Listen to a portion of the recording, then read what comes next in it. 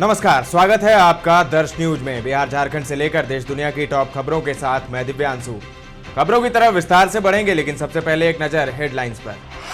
केरल में पीएम मोदी ने विपक्ष पर बोला तीखा हमला। बोले लेफ्ट चाहती है वायनाड से बाहर हो जाए राहुल गांधी। दिल्ली शराब घोटाले में दिल्ली के सीएम को 8वां समन, 4 मार्च को पूछताछ के लिए बुलाया।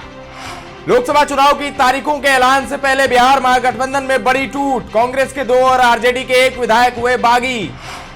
पटना का पीएमसीएच बनेगा विश्व का दूसरा सबसे बड़ा अस्पताल। सीएम नीतीश ने दी बड़ी सौगात। झारखंड में 1,28,900 करोड़ का बजट पेश। वित्त मंत्री बोले हमारे पांव जमीन पर मजबूती से टिके हैं। अब खबरें विस्तार से। पीएम मोदी केरल के तिरुवनंतपुरम में मौजूद इसरो के सबसे बड़े विक्रम साराभाई स्पेस सेंटर का दौरा किया। पीएम मोदी के साथ केरल के मुख्यमंत्री पिनराई विजयन, राज्य मंत्री मुरलीधरन और इसरो अध्यक्ष एस सोमनाथ भी मौजूद रहे। इस दौरान पीएम मोदी ने गगनयान मानव अंतरिक्ष उड़ान कार्यक्रम के उपकरणों को देखा। इस दौरान इसरो प्रमुख ने पीएम मोदी को गगनयान कार्यक्रम और विभिन्न उपकरणों की जानकारी भी दी। पीएम मोदी देश के पहले प्रधानमंत्री हैं जिन्होंने इस महत्वपूर्ण केंद्र का दौरा किया है।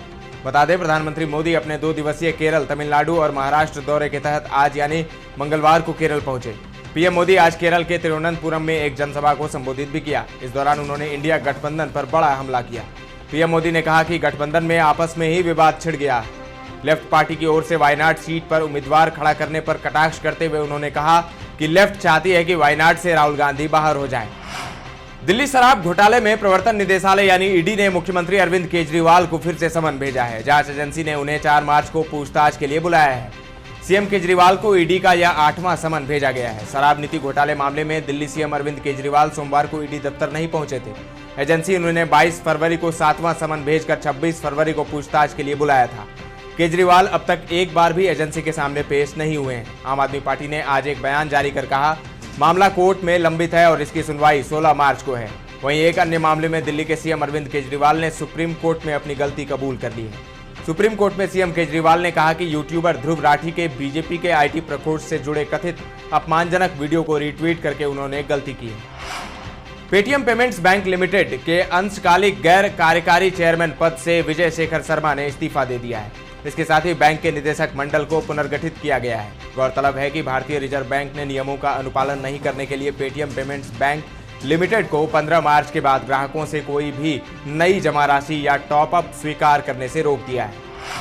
लोकसभा चुनाव की तारीखों के ऐलान से पहले बिहार महागठबंधन में बड़ी टूट हुई है। आज कांग्रेस के 2 और आरजेडी के 1 विधायक बागी हो गए। मोहनिया की राजद विधायक संगीता कुमारी, कांग्रेस के विधायक सिद्धार्थ और मुरारी गौतम चलते सत्र के दौरान विधानसभा में सत्ता पक्ष में बैठ गए। इससे पहले तीनों विधायकों को लेकर सूबे के डिप्टी सीएम सम्राट चौधरी सदन में लेकर पहुंचे थे। कांग्रेस और आरजेडी के लिए यह बड़ा झटका माना जा रहा है। मुख्यमंत्री नीतीश कुमार ने आज पटना चिकित्सा महाविद्यालय एवं अस्पताल पीएमसीएच के पुनर्विकास परियोजना के प्रथम चरण में नवनिर्मित भवनों सहित राज्य के 214 परियोजनाओं का लोकार्पण एवं 17 परियोजनाओं का शिलान्यास किया। इसकी लागत 903.57 करोड़ रुपए है। आरजेडी सुप्रीमो लालू यादव के करीबी और पूर्व विधायक अरुण यादव के अगीगांव स्थित आवास पर ईडी की रेड चल रही है। हालांकि आवास पर न ही अरुण यादव मौजूद हैं और न ही उसकी पत्नी किरण देवी। बड़ी संख्या में पुलिस अधिकारियों के साथ ईडी की टीम मौजूद है और पूछताछ कर रही है। ईडी की 10 सदस्यीय टीम राजद विधायक किरण देवी के घर पर मौजूद है। संदेश से किरण देवी आरजेडी विधायक हैं। जानकारी के मुताबिक किरण देवी के बेटे से पूछताछ हो रही है और इस दौरान घर में किसी को आने जाने की अनुमति नहीं है। अरुण यादव भोजपुर से पूर्व विधायक रह चुके हैं और बड़े बालू कारोबारी हैं। बिहार के पूर्व सांसद आनंद मोहन सिंह की रिहाई को चुनौती देने वाली याचिका पर सुप्रीम कोर्ट में आज होने वाली सुनवाई टल गई। अब 5 मार्च को सुनवाई होगी। इससे पहले आनंद मोहन सिंह को तुरंत अपना पासपोर्ट जमा करने को कहा गया। साथ ही कहा गया कि स्थानीय पुलिस थाने में हर 15 दिन पर रिपोर्ट करें। मारे गए आईएएस अधिकारी जी कृष्णैया की पत्नी ने याचिका दायर की है। बिहार पुलिस दिवस के मौके पर डीजीपी आरएस भट्टी ने कहा कि अपराध और अपराधी की जड़ पर चोट पुलिस चोट करेगी।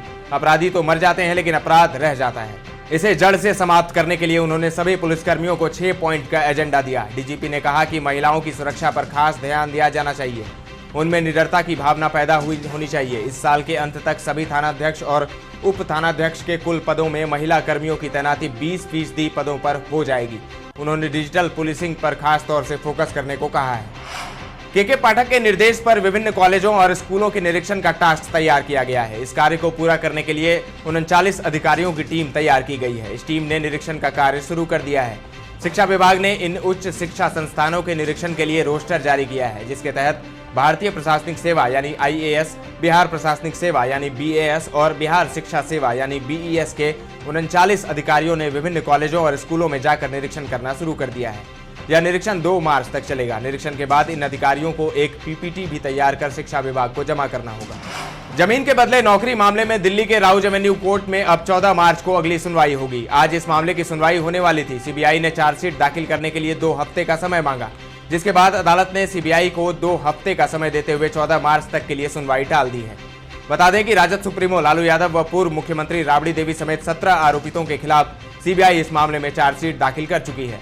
मिली जानकारी के अनुसार CBI ने चार्जशीट दाखिल करने के लिए कोर्ट से 7 से 10 दिनों का समय मांगा, जिस पर कोर्ट ने CBI को 2 सप्ताह का समय दिया है। CBI को अब 2 सप्ताह के अंदर चार्जशीट दाखिल करना होगा। झारखंड के CM चंपई सोरेन ने विधानसभा स्थित मुख्यमंत्री कक्ष में आज अधिकारियों के साथ बैठक की। इस दौरान मुख्यमंत्री ने राज्य के सरकारी स्कूलों में जनजातीय भाषा की पढ़ाई को प्रोत्साहन देने के लिए अधिकारियों को कई अहम दिशा निर्देश दिए। उन्होंने कहा कि सरकारी स्कूलों में जनजातीय भाषाओं की पढ़ाई जल्द से जल्द शुरू हो। आप सभी इसे सुनिश्चित करें। इसके लिए शीघ्र जनजातीय भाषाओं के विशेषज्ञ शिक्षकों की नियुक्ति करें। समृद्ध जनजातीय भाषाओं को प्रोत्साहन देना राज्य सरकार का लक्ष्य है। झारखंड की चंपई सोरेन सरकार ने आज विधानसभा में 1,28,900 करोड़ रुपए का बजट पेश किया। वित्त मंत्री डॉक्टर रामेश्वर उरांव ने झारखंड सरकार बजट भाषण की शुरुआत एक कविता से की। इस कविता में उन्होंने पिछले 4 साल की स्थिति का जिक्र किया। इसके बाद वित्तीय संकल्पना के बारे में सदन को बताते हुए कहा, हमारे पांव जमीन पर हैं, मजबूती से टिके हैं और विकास के आसमान को छूने का हौसला भी हम रखते हैं। झारखंड के पूर्व मुख्यमंत्री और झारखंड मुक्ति मोर्चा के कार्यकारी अध्यक्ष हेमंत सोरेन की गिरफ्तारी सही है या गलत, इस पर झारखंड हाईकोर्ट में बहस जारी है। हेमंत सोरेन की याचिका पर झारखंड हाईकोर्ट में आज सुनवाई पूरी हो गई। कोर्ट ने कहा कि 28 फरवरी को भी इस मामले में सुनवाई जारी रहेगी। झारखंड विधानसभा में पेश चंपई सोरेन सरकार के बजट को भारतीय जनता पार्टी के प्रदेश अध्यक्ष बाबूलाल मरांडी ने लूट का सूट वाला बजट करार दिया है। उन्होंने कहा कि इस बजट से जनता का कोई हित होने वाला नहीं है।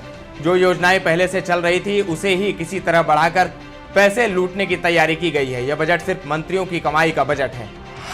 अब खबर खेल जगत से। भारतीय टीम के स्टार बल्लेबाज श्रेयस अय्यर ने खुद को फिट घोषित कर दिया है और रणजी ट्रॉफी 2024 में मुंबई के आगामी सेमीफाइनल मैच के लिए खुद को उपलब्ध बताया है। मुंबई ने बांद्रा के BKC मैदान पर क्वार्टर फाइनल मैच में बड़ौदा के खिलाफ ड्रॉ खेला, लेकिन पहली पारी की बढ़त के आधार पर टीम ने सेमीफाइनल के लिए क्वालिफाई कर लिया। मुंबई की टीम 2 मार्च को बांद्रा में मुंबई क्रिकेट एसोसिएशन के BKC मैदान पर दूसरे सेमीफाइनल में तमिलनाडु के खिलाफ खेलेंगे। अब बात मौसम के मिजाज की। बिहार में एक बार फिर 2 से 4 मार्च के बीच बारिश होने के आसार हैं। मौसम विभाग के अनुसार 29 फरवरी को पश्चिमी हिमालय में एक मजबूत पश्चिमी विक्षोभ आने की संभावना है। इसका प्रभाव 1 मार्च से बिहार के पश्चिमी हिस्से में बादल के तौर पर दिखना शुरू हो जाएगा। वहीं 2 से 4 मार्च के बीच राजधानी सहित पूरे बिहार में इसका फैलाव होगा। इस कारण ज्यादातर शहरों में हल्के से मध्यम स्तर की बारिश के आसार बन रहे हैं। दर्श न्यूज के इस बुलेटिन में फिलहाल इतना ही, लेकिन ताजा तरीन खबरों का सिलसिला लगातार जारी है। देखते रहें दर्श न्यूज।